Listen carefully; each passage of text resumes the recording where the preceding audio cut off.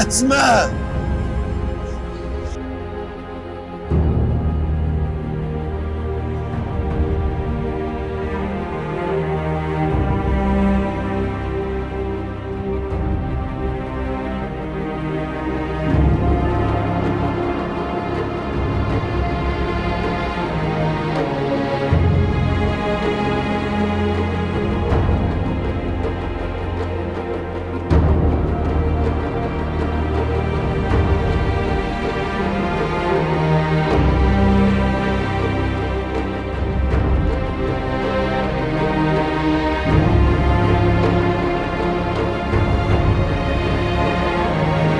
Hadiseye göre vaziyetler de değişiyor.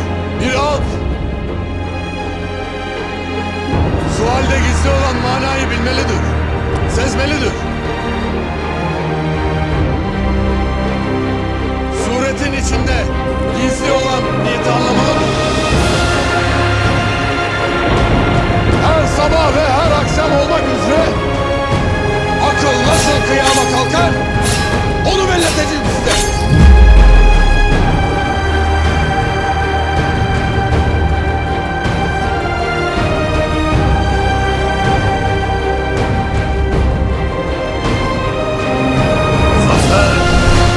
Uzatın.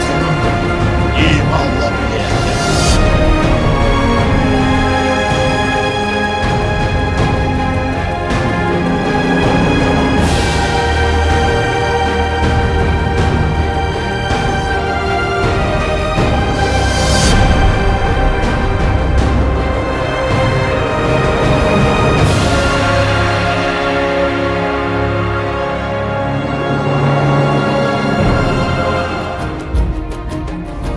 Kara toprağın bağrına mı girdiler?